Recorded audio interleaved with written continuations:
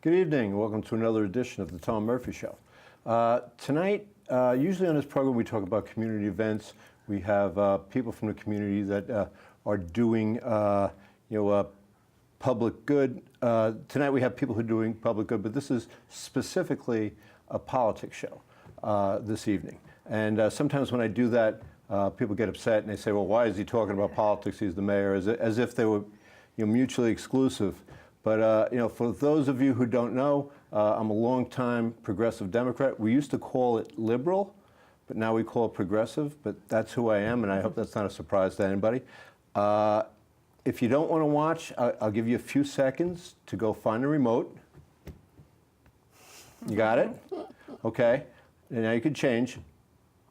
Okay, now those of you who stayed, tonight we have two great guests, the two women who are primarily, in my opinion, responsible for starting Indivisible Westchester, Verena Arnabal and Shannon Powell. Ladies, thank you very much for coming by tonight.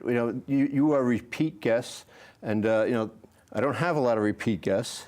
Not a lot of people consent to come on twice. But I appreciate you both being here. We'll give you a pass, Tom. Thank you.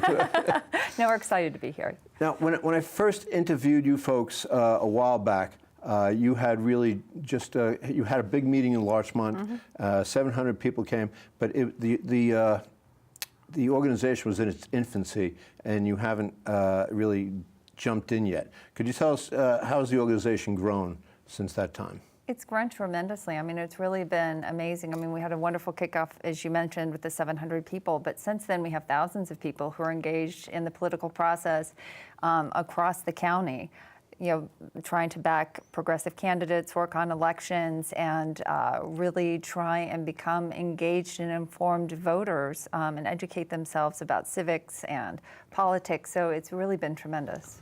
And I think for me, one of the silver lining in the election of Trump is that it awoke so many people. And so many people are now involved in the process that would, at best, tangentially interested before. And I have found that they're very talented people and very dedicated people who really feel that this is a moment where we have to get involved to save democracy. Oh, indeed. Yeah. I mean, I think that's the one thing that Verena and I talk about all the time is that we really feel like this is a fight to save our country and to preserve democracy. Yeah. And I would say, grassroots movements are not new. Political organizing has been going on for a very, very long time. We've seen this, at other times in our country's history of, regular folks who have taken it upon themselves to really be vocal about what they see their country doing, their government doing, the direction that they're going.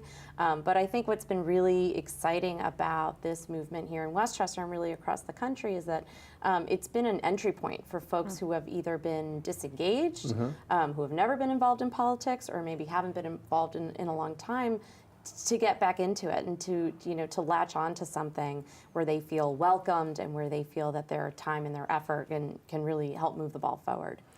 And I think, in my view, I kind of being involved in Indivisible, but also kind of also being an elected official and being able to look at it from the outside, and someone who was pre-Indivisible, it's the amazing amount of hours that people put in. Yeah, absolutely. The phone calls, the postcards, right. The knocking on doors, that was incredible. They're relentless. Yeah. People are not giving up.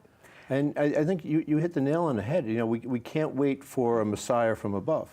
This has to be, we waited for that forever and it never happened. Really, and I think that's why it resonates, this movement, so well with people, is because they really feel and can see how they can make a difference. And what we talked about during that first meeting in Larchmont a whole year and a half ago is that you really have the power to make the biggest difference in your own backyard.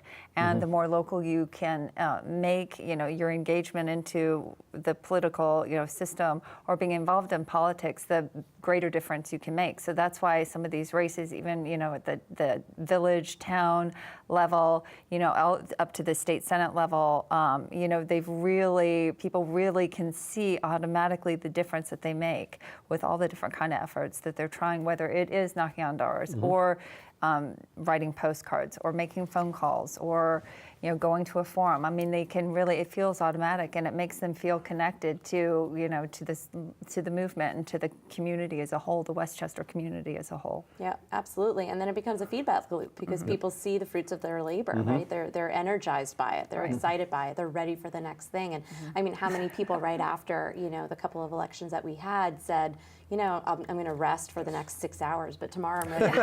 Right.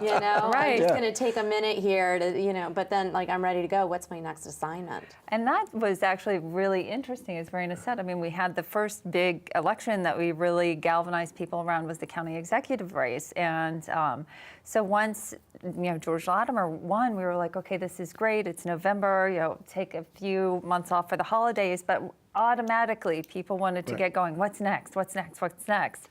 And because they felt so energized, and they saw the immediate gratification of what they did. So the onus was then to keep going. I mean, it just In the news cycle, the insanity that comes every day through our phones and through our TVs, it kind of fuels that urgency. It Right. does. I mean, it's like we got to change something real quick because this is spiraling down. Right. And I hate to be negative about one form of government, but the federal government is basically ceasing to operate. Yeah.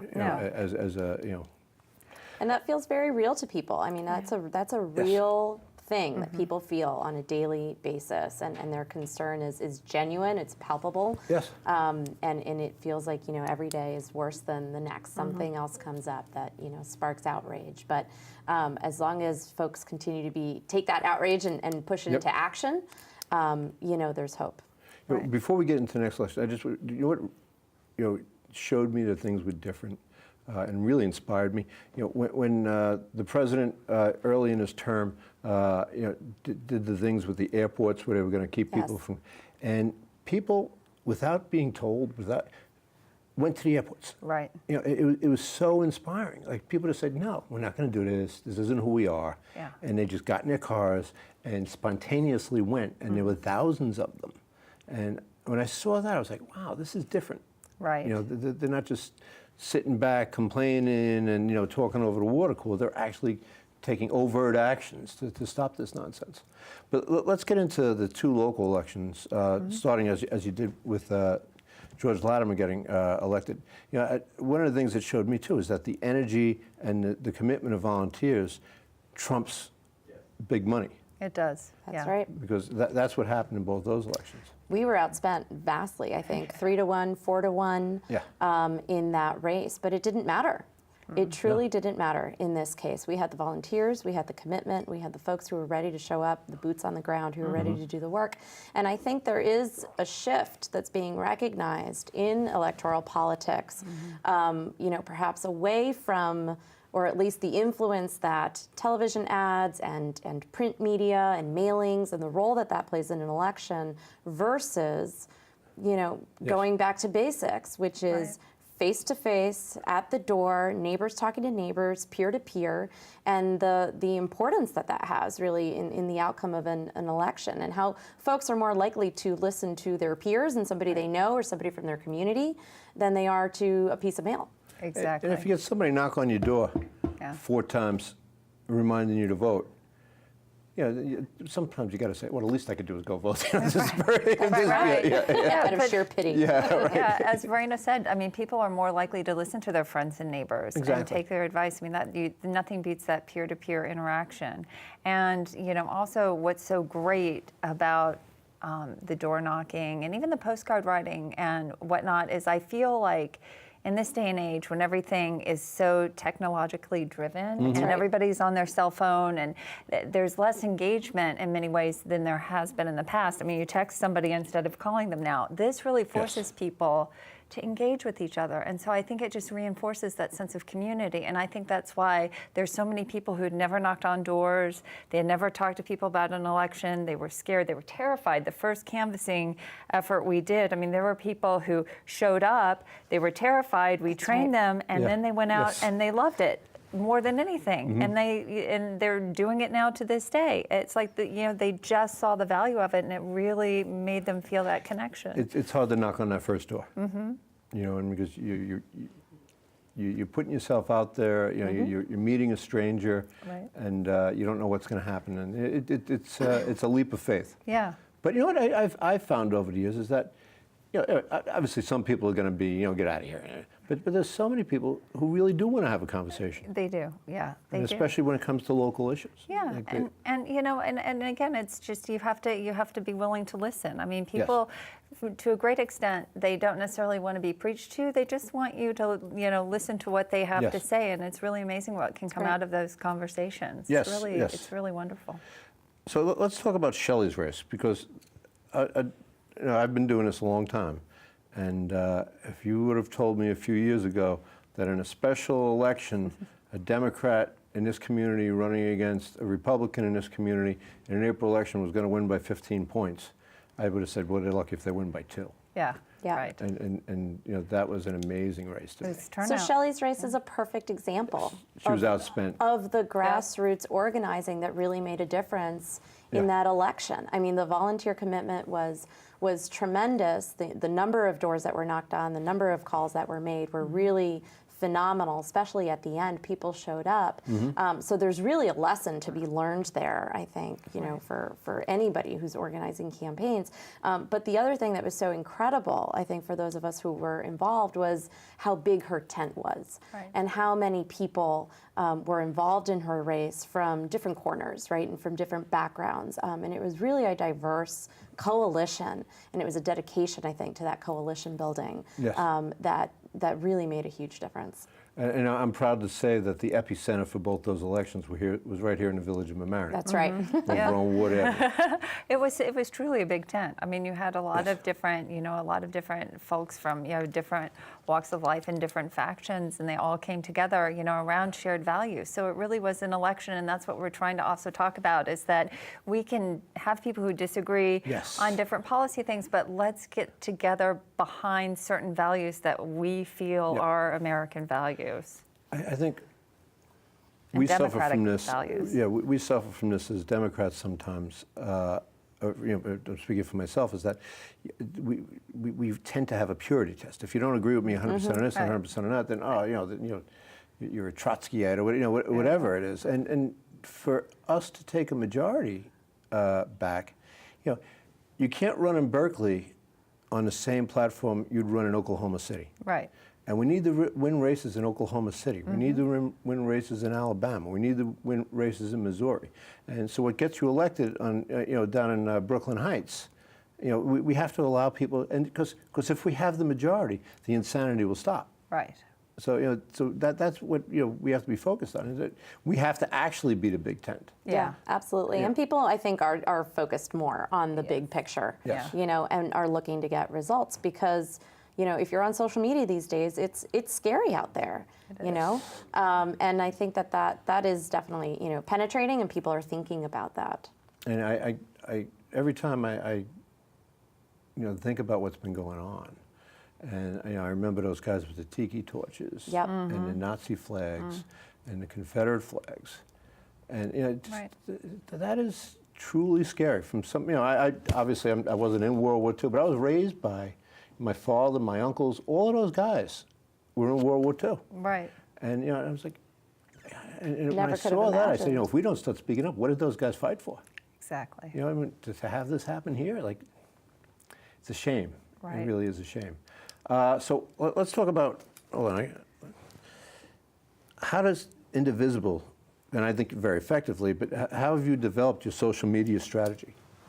Well, we have I think one of our strengths is our social media team. I mean, so you know, we're lucky to have a wonderful team that does a great job with the social media, and we understood right away the power of social media. Yes. I mean, from hearkening back to right before our first meeting, we had 700 people show up, and that was all promoted via Facebook.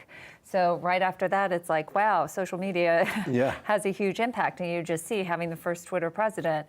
You know, how That's else right. can you explain, you know, the effect of you know, social media? So we understood right away the power of that, and we made sure that we built a great team, and they have remained loyal, and they understand social media. You know, we develop the messaging. They're on top of everything. They're terrific. So we really have tried to just be very active across all platforms. And it's paid off, I think. Absolutely, and the consistency of constantly posting, and they're talking about local issues, but they're talking about national issues as well. And I think that consistency, having great graphics, is really important. Presenting information in a way that's very easily digestible, and they really, like Shannon has said, they've been just phenomenal and on top of it. Yeah, And really understanding, how each platform, what platform is, what function that platform is good for. Like Twitter's a great place to engage with journalists, whereas Facebook might be more like, people who are going to show up to a meeting or plug into a campaign, and you can have people who write editorials. That's a whole different thing. I mean, it's very, it's varied. You see, I use Facebook a lot. I haven't figured out how to utilize Twitter yet. So that's the next hurdle. I mean, I'm on it, but I just usually I'm barking at the moon at somebody. Well, we have a great team. If you ever want to talk, they can help you out. Well, I will avail myself of that. Yeah. But I'll tell you one thing about social media. We had a fire in Mamaroneck on December 23rd. That's right. And I posted about it and I sent it out. And my post, I think, got shared like 100 times. Right. It's amazing. And in about 48 hours, we had raised over $30,000 and more clothes than anybody in this community is going to be able to use. Right. We had to tell people, please stop sending clothes. And so, and it was really all through Facebook. Yes. And I was pleasantly surprised but shocked, and it was almost like, wow. This when people really are interested in something, it takes off. Yeah. Yeah. But absolutely. obviously that has a negative thing too. If you do something stupid, That's true. it takes off too. It lives in infamy, right? But and that's just a great example of people really do want to be helpful, and they want to give back to the community, and so that's helping a family that's displaced. We're trying to help our community by having people engage in local politics and elect good people and have good policies. So that really that engages people as well. And you know what we have to be cognizant of. I mean, we the three of us, and I know you two are, but we have a political point of view, but the people who disagree with us and the people who voted for Trump, although most of them are good people, and they are involved in a community. We have to look at why were they so disaffected. What made them take this seemingly radical step? Because we can't demonize everybody. Right. Because they're not demons. Most of them are good people who just, in my view, got taken in by one of the best con men ever. And the sad thing is that most of his policies are going to hurt the people he voted for. Right. As the farmers are now finding out. Right. Right, with tariffs, and even if you have people who are on the margins, there are things like groceries are more expensive, gas is more expensive, paper products are more expensive. I mean, those hurt people who are just making it from paycheck to paycheck. So there are certain people who do support him who are not necessarily, at least economically, helped by his policies. But that happens a lot. I mean, a lot of people vote against their own self-interest, and it's endlessly fascinating as to why that is. And it's it's complicated, I think. Well, and I fault sometimes the Democrats because we haven't articulated, the platforms that we have that I think are better for working class people, and we haven't reached out to working class people. And you can't run a national election and say, I'm not going to reach out to this demographic of people that make under $50,000 and expect to win all the time, because you want to be their advocate too. And that I find that frustrating, because I work with a lot of people who I love dearly that I vehemently disagree, and I've had to not talk to them about politics for a while until I calm down. Right. But yeah, it's going to be an interesting year, and how people sort of reevaluate all of those themes and reevaluate, what's happening at the national level and how that translates into what's happening at the local level. I mean, we've certainly had some clues recently with a couple of primaries and sort of recent election results, how people might be reprocessing that information. But it is very complicated, and it varies greatly, I think, from area to area. So if someone is new to the community or new to politics, or they're recently inspired, how do they get involved in Indivisible? Lots I of would ways. say, yeah, lots of ways. I mean, sending an email to communications@indivisiblewestchester.org is a great way. We get a lot of, email inquiries all the time, and we try and, We will put that up on the sure, screen. that would be Yeah, terrific. You can find we have a public Facebook page, and so that's where a lot of people just follow the public Facebook page. So if I go on Facebook and I put an Indivisible Westchester, right? Yep. Yeah, It'll pop. pop up there. Twitter, and they're local groups. I mean, the power of really Indivisible Westchester is still the local groups that exist all around the county. So we try and bring the groups together and coalesce around big issues, and have a lot of events like forums and plug people into elections. But there are a lot of groups that still meet that might be, just a couple dozen people or a few hundred people. And, we're connected with those group leaders. So if somebody's in Larchmont, we know where to point them in a direction if they really want to, connect with people in their hyper-local community, because again, we think it's really valuable to be as involved hyper-locally as you can. Yeah. Again, it's that community, how important that community is. And or if you're in Briarcliff, wherever you could live in the county, there is a group that we know and we can identify, and that can be another option. So there are a lot of different ways that you can connect, based on what your interest is, your comfort level, your time commitment. So yeah, there are a lot of ways. Yeah, I think that's really important about the local groups, and probably the thing that's changed the most in the last 18 months or so, as this coalition has grown, is how we've widened, and made more connections across the county, but also groups in the city, groups in Long Island, groups further upstate. I mean, certainly Indivisible National is growing their field team and trying to provide support to a lot of the local organizers and providing them with resources and tools and opportunities to connect with one another. But as Shannon said, I mean, the beauty of this is really that it's a grassroots movement. It's bottom up. So if there's a group locally in your area that you can join, we're happy to point you in that direction. If there's something that you want to do, if there's a specific issue of interest, then you are most definitely within your power to start something new. And there are new groups. Verena's just working with a new group that's formed, here, an Indivisible group too. So that there's new groups forming and all across the county. That's and getting together and coalescing around different issues and whatnot. So it's great. And I just want to point out that there are many members of Indivisible who are non-affiliated voters, who are frustrated Republicans who have been Republicans their whole life and just don't like the direction that the country's going. So it's not an exclusively Democratic group or We are nonpartisan. We've really held on to that. We have a lot of folks who are either Independence Party or not affiliated with a political party, and are very active and coalescing and organizing around values. So 2018 here in the Sound Shore locally, Shelley doesn't seem like she has an opponent. Steve Otis doesn't have an opponent. None of our congressional representatives, Nita Lowy and Elliott Engel don't have opponents. Right. So what is in 2018? What is Indivisible going to be focusing on? So really looking at the county, one of the races that we're interested and involved in is the Biaggi-Klein race. Right. Jeff Klein was a former member of the Independent, IDC? The IDC, the Independent Democratic Conference, or breakaway Democrats who caucused with Republicans and blocked a lot of progressive legislation. So now they have challengers. So we are doing a lot to try and support the challengers. So Julie Goldberg up in Ossining is another candidate who's running against a former IDC member. Terrence Murphy and The bad Murphy. Yes, the bad Murphy.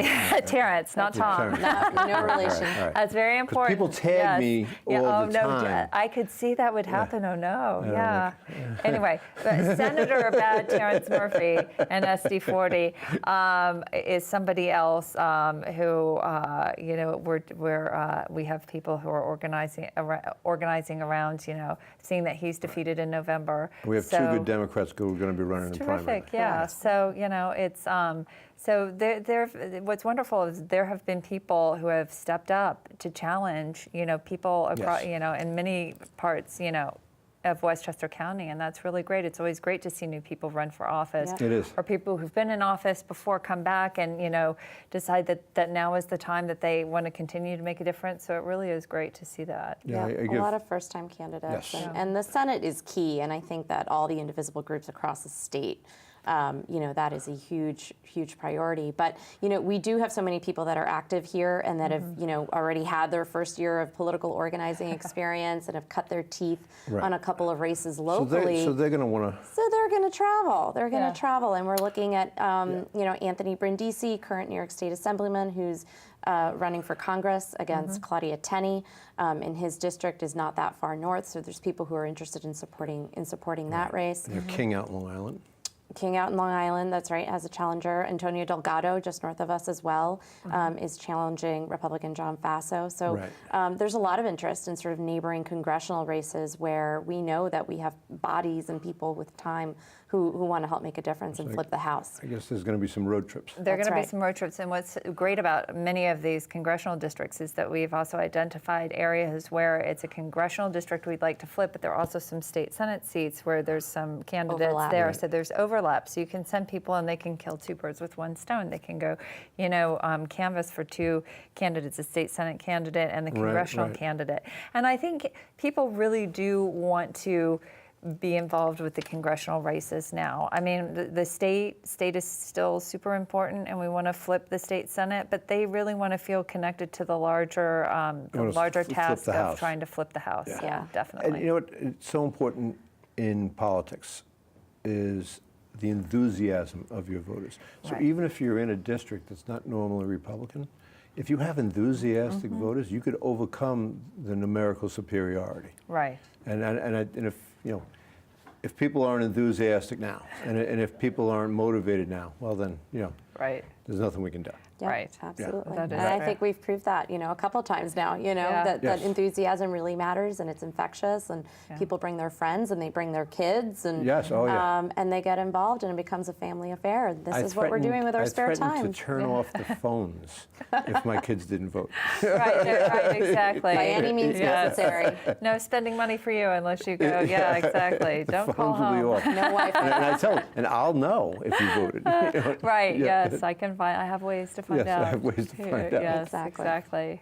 But I'll soon have another voter in the family. That's terrific. That's exciting. Well, and That's that's been great. exciting too. I mean, we've Yeah. seen a couple of high school groups Yep. Yes. form and really focus on voter registration. Here in the high school too. Yeah, in we did. America. Absolutely. Yes. The Mamaroneck High School students were absolutely phenomenal this year. Yeah. Very Yes. dedicated group of kids. Yep. Yeah, that is a really important point, is that we had some Mamaroneck high school interns who came and spent 6 weeks with us, and their project was to come up with a voter database of what schools do across Westchester. Because you have different school districts, there was really no feel for who did what school district did voter registration.